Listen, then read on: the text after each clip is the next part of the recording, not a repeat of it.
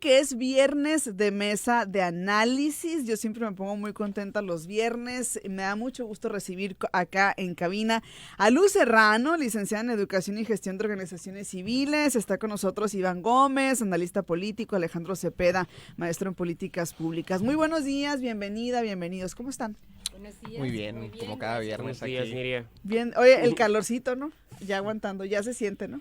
Y para el domingo se espera todavía más, ¿no? No, Y, no, y no, que es 48 grados. Oye, el domingo vamos a estar congelándonos sin salir a la calle, ¿no?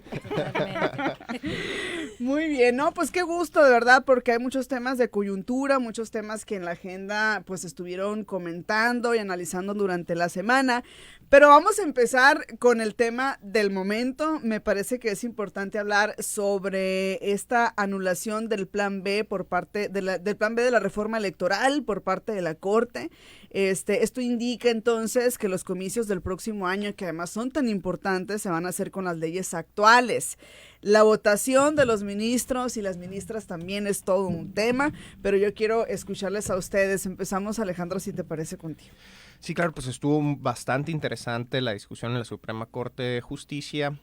Pues como sabemos, hubo 9 votos a favor del proyecto y 2 votos en contra del proyecto, que estos 2 votos fueron Esquivel Moza y Loreto Ortiz. Tal vez creo que valdría la pena hacer como un recuento de todo lo que ha pasado a partir de esta reforma, ¿no? En primer lugar, pues no se aprobó la reforma constitucional que había enviado el presidente López Obrador al Congreso. Posteriormente, pues fue lo que le llamaron el Plan B, ¿no? Que tampoco, bueno, que se aprobó, pero se impugnó. Y posteriormente pues llegó a la Suprema Corte de Justicia, en donde ya se había invalidado la primera parte.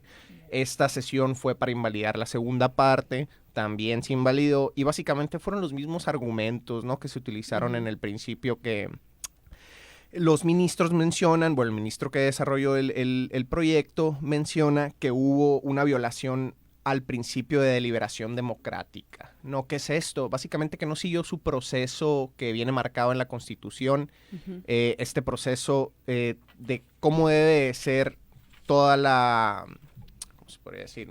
Pues sí, básicamente hacer repetitivo la deliberación democrática, ¿no? Cómo se tienen que dar los debates dentro del Congreso. Entonces, en este caso, mencionan que ya estando en la sesión hubo una modificación a la misma reforma, que no se circuló debidamente entre todos los diputados, entonces que es básicamente que no podían haber conocido el contenido de la reforma, por lo tanto merecía ser pues invalidada, ¿no? Estuvieron, solamente para hacer un recuento de los distintos argumentos que se dieron dentro de la sesión, el que más me impresionó, yo creo, sería el de Arturo Saldívar, porque por una parte mencionó que sobre la gravedad de invalidar, ¿no?, una reforma, y cómo tenían que ser las esferas de competencia y que no debía haber una invasión de poderes, y que es lo que ha hablado el Poder Ejecutivo, que está haciendo la Suprema Corte de Justicia, pero aún así decidió votar a favor del proyecto, ¿no? Por otro lado, las ministras Yasmín Esquivel Moza y Loreto Ortiz hablaron sobre que no se estaba analizando el fondo de la reforma, básicamente, ¿sí? El hecho de que estén hablando sobre el principio de liberación democrática, eso quiere decir que estamos hablando sobre cuestiones procedimentales, ¿no?, de invalidar la reforma, pero no se está llegando al fondo del asunto, que son cuáles son los artículos que se están reformando y si son constitucionales o no.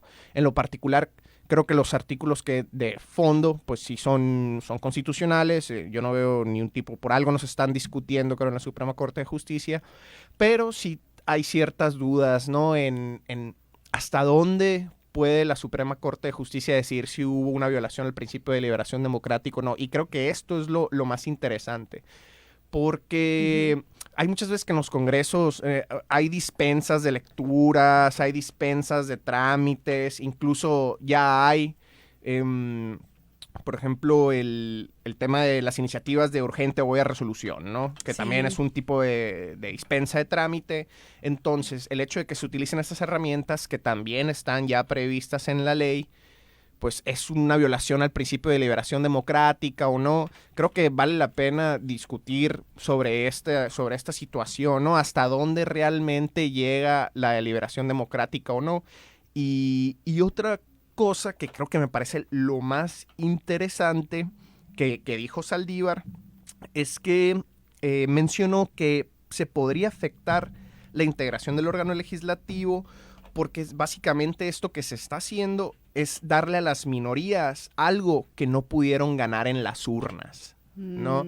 Entonces creo que esto es un punto bien interesante sobre cómo están utilizando ciertas minorías al Poder Judicial como para revertir estas decisiones que se están tomando por la mayoría democrática, ¿no? Entonces creo que este es un punto muy fundamental. Muy interesante, sí. muy interesante. Yo diría que de parte de la Corte da una respuesta política, jurídicamente correcta al presidente, ¿no? O sea, a final de cuentas, esta decisión por parte de la Corte ya se veía venir con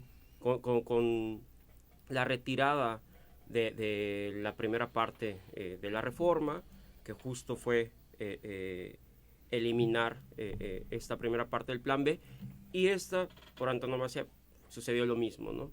Como comentaba hace un momento Alejandro, el voto que llamó la atención fue el de Arturo Saldívar, ¿no?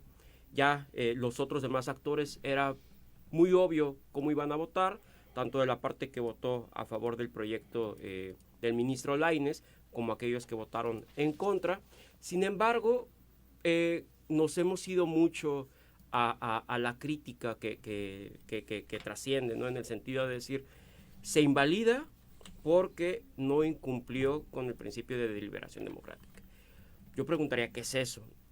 O sea, pudiera ser un concepto muy obvio, ¿no? Sobre todo en ciencia política, en derecho, por ejemplo, en la materia legislativa, pero me abocaría a que a final de cuentas los procedimientos internos dentro de la Cámara de Diputados y en el Senado se cumplieron, ¿no? O sea, en el sentido de que hay un mecanismo al interior de las mismas cámaras que está reglamentado y que es que cuando hay un tema de urgente y obvia resolución, se somete a consideración del mismo pleno de los diputados, de los senadores, y son ellos quienes deciden si sí o no se discute en el momento, ¿no? Independientemente de que los diputados hayan recibido o los senadores hayan recibido la iniciativa con 5, 10 minutos o más tiempo de antelación, ¿no? Entonces, es un mecanismo que se usa recurrentemente, como no tendrán idea, ¿no? Y que finalmente fue el que se utilizó. Evidentemente, esto no nada más es un tema que maneje la mesa directiva, sino a través de las juntas de coordinación política, donde participan los coordinadores de todos los grupos parlamentarios, se toman esas decisiones. Entonces, es obvio que el PRI ya sabía, es obvio que el PAN ya sabía, es obvio que el Movimiento Ciudadano ya sabía, ¿no? Entonces, son acuerdos políticos que hacen, que lo suben a mesa directiva, la mesa directiva pregunta al pleno de los legisladores si desean o no que se discute ese tema, y así sucede, ¿no? Entonces, yo creo que más allá de que no haya habido una deliberación democrática, como juzga la Corte, creo que en este caso el grupo mayoritario en el Congreso usó un mecanismo legal y reglamentario que le favoreció en ese momento, ¿no? Porque al final de cuentas nos vamos mucho a la discusión jurídica de los temas, ¿no? De si es legal o no es legal, de si la iniciativa cumple o no cumple con los propósitos jurídicos, pero no debemos abandonar el objetivo, que es siempre el diálogo político, ¿no? La política está en todos lados, sea en la discusión de una ley, sea inclusive en la discusión de una sentencia de la Corte, de una decisión como la que ayer tomaron los ministros. Hay un mensaje político en todo, ¿no? Y creo que, vuelvo a lo que decía al inicio, fue una respuesta política jurídicamente correcta al presidente. Diría que sí es una batalla perdida para el presidente, efectivamente. Creo que el único, bueno, considerando desde Salinas de Gortari a la fecha, cuando se creó la Comisión Federal Electoral, después de lo de la caída del sistema del 88 y demás, que tuvo muchísimos cambios en adelante en materia política electoral. El único presidente que en su periodo no tuvo una reforma político-electoral fue Fox, y ahora no la tendrá el presidente López Obrador. Salinas de Gortari, Zedillo, Felipe Calderón, mismo Peña Nieto, tuvieron reformas político-electorales durante sus gobiernos. ¿Y quiénes las impulsaban? Se impulsaban desde los mismos equipos presidenciales, ¿no? O sea, entonces, pensar que este tipo de iniciativas son iniciativas a modo del presidente en turno, pues en cierta forma, sí diríamos, todo gobierno o toda persona que tiene una posición de poder, pues busca que las reglas del juego le beneficien, ¿no? O sea, sí hay que ser concienzudos en ese sentido. Creo que no hay que deslegitimar los intereses políticos que cada actor dentro de la arena pública tiene. Y pues al final de cuentas es política, ¿no? Pero al final de cuentas también yo creo que hay cambios que se tienen que dar, ¿no? Porque también la sociedad va cambiando, digo, naturalmente hay situaciones y hay cambios que pues se tienen que dar, ¿no? También, aunado a eso que comentas, ¿no? A eso ¿no? voy precisamente. El criterio que usó la Corte, sí, como bien dijo Alejandro hace un momento, para deslegitimar esta iniciativa, es que no cumplía con el principio de liberación democrática, ¿no? Sin embargo, hay contenidos dentro de esta iniciativa que pudiéramos decir por qué esos no se pudieron excluir de esta decisión que tomó la Corte, ¿no? Es lo que comentábamos hace rato. Esta iniciativa del Plan B reconocía la participación de diferentes grupos actualmente que están imposibilitados de ejercer sus derechos políticos, ¿no? Por ejemplo, las personas privadas de la libertad, que a final de cuentas era un acto de justicia social contra este grupo de población y que esta iniciativa ya lo estaba proponiendo, ¿no? El reconocimiento de la participación de otros grupos minoritarios históricamente excluidos, incluso una mayor regulación sobre las cuotas de género, y había un evento indispensable que también era la regulación de la reelección legislativa, ¿no? A la fecha ha sido por acuerdo político que cuando un legislador quiere ser candidato en la siguiente, pues él puede seguir en el cargo, ser candidato y diputado o senador al mismo tiempo, ¿no? Sin embargo, esta iniciativa les iba a solicitar que si se querían volver a postular, tenían que renunciar previamente al cargo, ¿no? Entonces, con esta anulación queda fuera de lugar.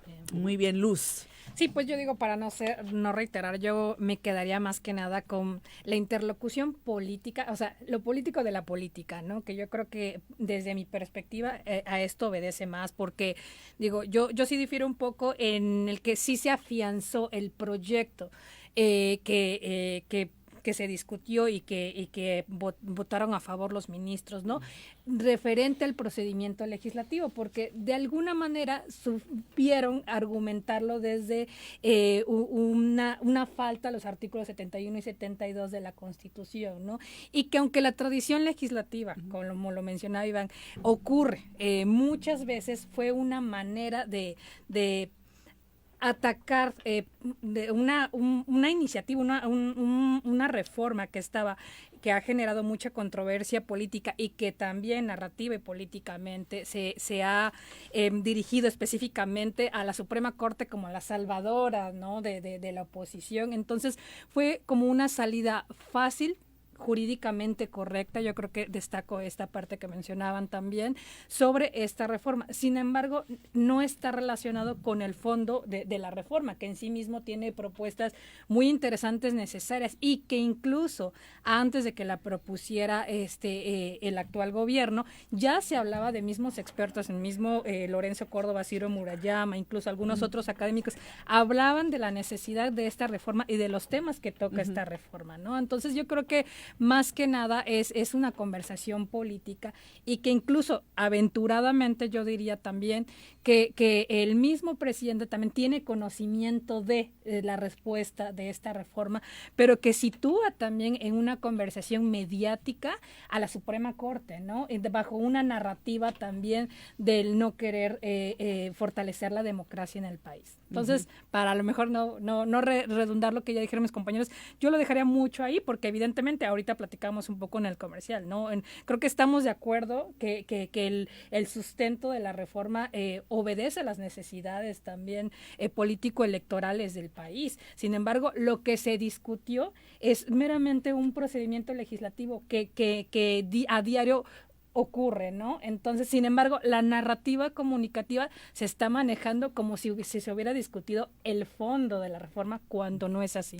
Creo que sin duda generó una conversación muy interesante, referente a dimensiones como la edad, como la preparación, detonó comentarios machistas comúnmente, ¿no? Que es muy lamentable, ¿no? Sí se vio una diversidad de comentarios, pero yo creo que quitando toda esta paja, es un perfil con amplia trayectoria profesional y también en Morena como activista, ¿no? Yo sí lo veo como un nombramiento que no tiene nada que ver, incluso trasciende más allá de la propiedad. Sabemos que el cargo como secretaria de Gobernación lo que implica es un cargo históricamente y políticamente muy fuerte, sin embargo, sí pone en la mesa también un relevo generacional, esta conversación que hemos tenido, ¿no?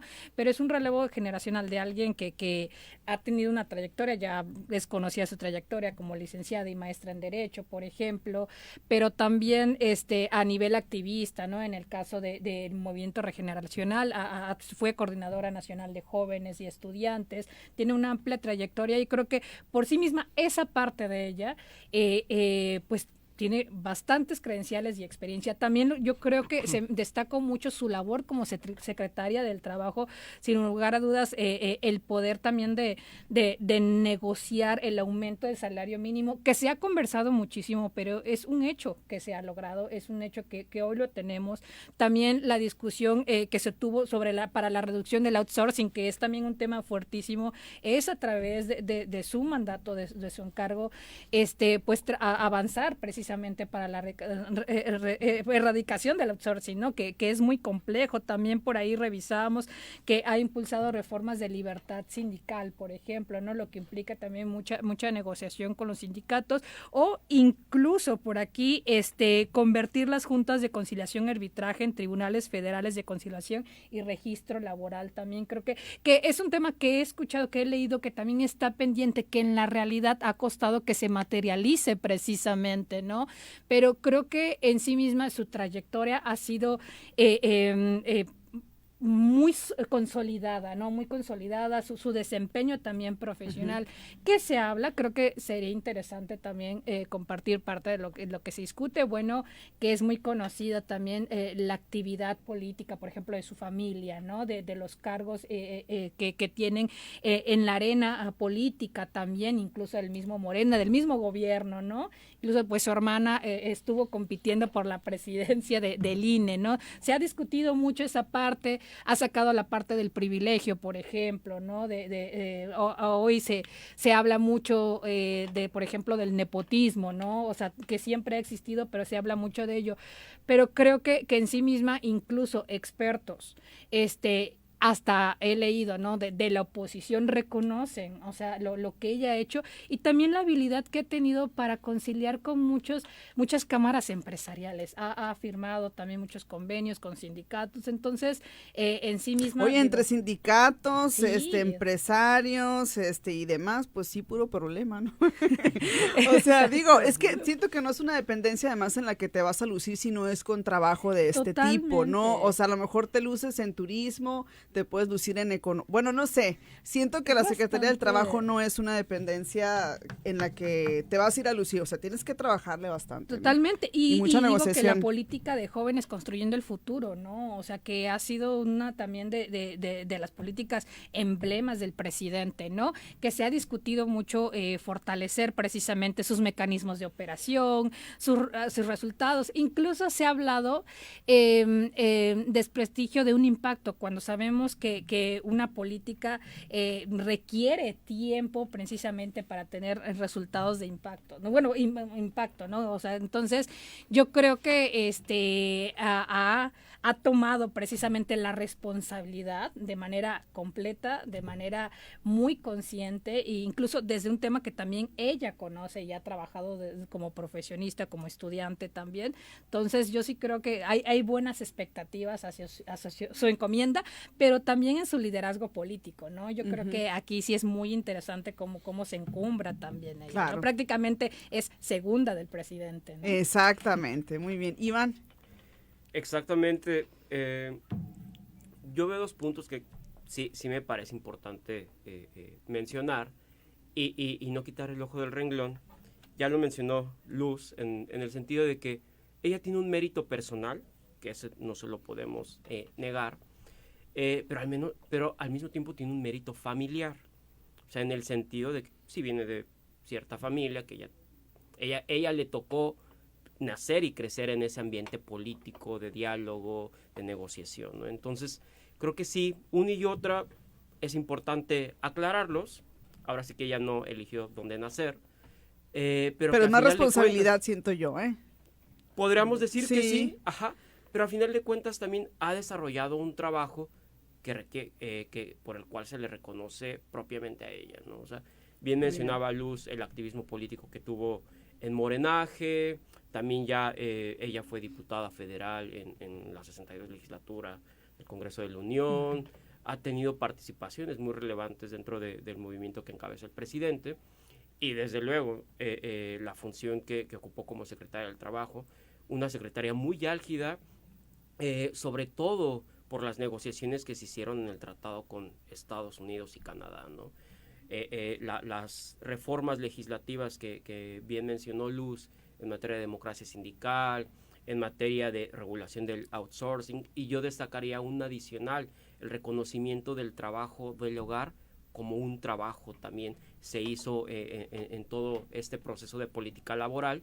Y finalmente el aumento al salario mínimo, ¿no? Yo creo que dentro de la administración de ella como secretaria del Trabajo es uno de los logros más importantes, inclusive es uno de los logros más importantes del gobierno del presidente Andrés Manuel López Obrador, el aumento en un porcentaje muy amplio del salario, ¿no? O sea, estábamos de 60 pesos, 80 pesos que terminó con Peña Nieto, ahora estamos en los 220 en el país, y los 310, 320 pesos en la frontera norte, ¿no? Entonces fue un aumento exponencial del salario mínimo, ¿no?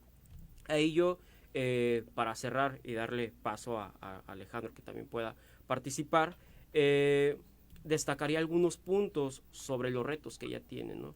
Sí, ella tuvo mucho diálogo con las cámaras empresariales, con los sindicatos. Yo creo que ahí precisamente en Sonora se le complicó un tanto la negociación con los mineros de Cananea, que ahí tuvo que entrar además el exsecretario de Gobernación, Adán Augusto.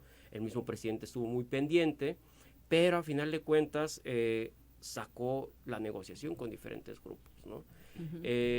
Tiene retos la Secretaría de Gobernación al ser la segunda a bordo en la estructura del gabinete, pues tiene cierta algidez que requiere de mucha habilidad política, entre ellas el diálogo con los gobernadores, justo en un momento donde va a haber proceso electoral federal, tanto con los que forman parte del proyecto del presidente como aquellos de oposición. Va a tener una relación muy álgida con ellos, obviamente los mismos grupos sociales, los grupos de presión, los grupos de poder, tanto del sector económico, del sector político, del sector social. Yo creo que va a tener mucho trabajo de aquí a que cierre el año, ¿no? Ella sonaba particularmente para ser candidata a la jefatura de gobierno, ¿no? Esto efectivo es el asumir la Secretaría de Gobernación efectivamente la hace proclive a decantar sus aspiraciones. Entonces, la posición que va a jugar va a ser de mucha relevancia y forma parte también a la estrategia que el mismo presidente tiene en acomodar a su gabinete con base en aquellos que tienen aspiraciones políticas, ¿no? Claro. Entonces, cerraría con eso. Me parece una buena acción del presidente en el sentido de acomodar a su gabinete, de reconocer a ella como una joven mujer preparada que pueda llevar las riendas del segundo cargo más importante en esa estructura de gobierno, y pues finalmente, como bien dije hace un momento, pues va a tener mucho trabajo en este año. No, año muchísimo. Político, año electoral. Sí. De hecho, ella misma lo dijo, ¿no? Ahí en su tweet, cuando mencionaba que era un honor para ella, asumir esta responsabilidad en un momento, además, que es crucial y que es importante para la cuarta transformación, ¿no? Así lo dijo básicamente, ¿no? Alejandro, que ya nos anticipaste que tu participación sería sesgadísima, Sí, ¿no? no, completamente. Eres team. Soy team Luis Alcalde. No, Se la vale, verdad se que, vale. A ver. desde mediados de este sexenio, Luis Alcalde para mí ha sido la mejor secretaria de Estado de todos. Creo que la política laboral ha estado enfrente de otro tipo de políticas. Que es tan difícil esa política, Sí, ¿no? Es muy complicada, pues. No, y lo curioso es que hasta a nivel teórico la política laboral y todas las políticas laborales creo que están muy discutidas y ambos puntos son válidos, ¿no? Por ejemplo, como en el caso de la subida del salario mínimo, ¿no? Que, como dicen mis compañeros, subió de 88 pesos a 207.44 pesos. Siempre hubo discusión en ese sentido porque, por ejemplo, los patrones decían, y bueno, la gente que se identifica tal vez con una política más liberal decían, bueno, subes los salarios, pero tal vez sí estás haciendo que se reduzca el nivel de poder adquisitivo de las personas, ¿no? Que esa fue la discusión de toda la vida. Pero ya se comprobó igualmente que también el poder adquisitivo de las personas pues aumentó, ¿no? Y luego dicen muchas personas igual, bueno, pero la inflación, tenemos una inflación al 9%, que igual fue de las más bajas de la OCDE, ¿no? Igual es alta para los niveles a los que estamos acostumbrados, pero fue de las más bajas de la OCDE. Y luego sale un estudio muy interesante, bueno, una metodología más bien del Banco Central Europeo y también que aquí aplicó con Asami sobre qué factores explican de una mejor forma la inflación. Y al parecer se dieron cuenta que la inflación en los últimos años está mejor explicada por el aumento en las ganancias de las empresas. No de la subida de los salarios de los trabajadores. Entonces, ya lo habían dicho desde el mismo Banco de México, inclusive con Asami, que el hecho de que sigan subiendo los salarios no iba a implicar una subida de la inflación, ¿no? Que es simplemente las empresas que quieren ganar más dinero, siguen subiendo sus precios, sí, que no está explicado por la subida de los salarios de sus trabajadores. Entonces, esto es lo que realmente está explicando la inflación. Entonces, cuando las personas dicen, bueno, subiste el salario mínimo, pero el salario mínimo no importa cuánto ganemos, sino cuánto nos alcanza, pues en esto creo que la Secretaría del Trabajo y la Secretaria del Trabajo, Luis Alcalde, ha sido excelente, ¿no? Para aumentar el poder adquisitivo de todos los mexicanos. Otra cosa muy interesante que creo que también vale la pena discutir es el aumento de la tasa de participación laboral femenina en México, ¿no? Que desde el 2018 hubo un aumento del 14%. Sí, la evidencia también nos dice que el aumento de la participación de las mujeres en el área laboral, pues también está correlacionada con el aumento en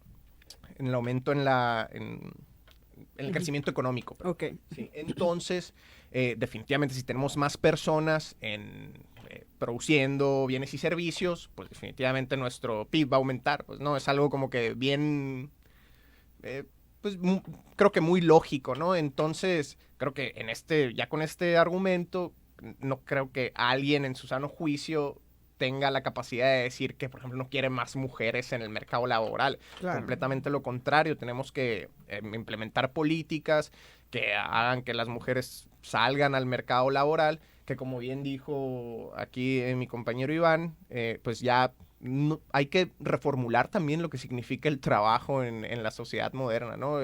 Porque trabajo de casa también es trabajo, ¿no? Que creo que ahí ha habido una disparidad, obviamente, en las políticas de cuidados, que actualmente, pues, las mujeres son las encargadas de los cuidados en su mayor forma. Histórico, porque además, sí, y también históricamente ha sido así. Sí, completamente, y porque la misma ley muchas veces al hombre no le permite, por ejemplo, establecer ciertos cuidados que tal vez sí, no sé, tal vez sí los quiere hacer, pero no puede, por ejemplo, con el maternal leave, ¿no? Los permisos de maternidad, las licencias de maternidad y paternidad, pues difieren. Entonces ahí también se complicaría. Obviamente la ley tiene que cambiar en este sentido para darle libertad también a las mujeres de poder ejercer su vida laboral de la mejor forma posible y así tratar de aumentar las tasas de participación de las mujeres en el mercado laboral, que definitivamente lo ha hecho la secretaria Luisa Alcalde, y creo que es de las mejores cosas que se han realizado. Otra cosa es el aumento en el reparto de utilidades, y creo que que hubo un aumento de 144% en el reparto de utilidades. Creo que esto nomás puede ser catalogado con una palabra, y es justicia, ¿no? No puede ser catalogado de otra forma. Viene de padres que fueron líderes sindicales, entiende la lucha sindical. Tal vez y aquí en México muchas veces los sindicatos tienden a tener como una mala imagen, se podría decir, ¿no? Por cómo ha estado ligado el poder sindical al poder político, pero el sindicato en su naturaleza es algo excepcional, ¿no? Es los trabajadores unidos para poder negociar sus contratos colectivos y que aumenten sus ganancias de forma paulatina, ¿no? Que en sí lo haría un trabajador y trataría de negociar con un patrón, pues no podría hacerlo como si 100 trabajadores negociaran con un patrón, ¿no? Bien. Entonces, creo que ha sido excepcional el trabajo de Luis Alcalde, y yo estoy muy contento de verla en la Secretaría de Gobernación, y como dije, Oye, estuve sesgado.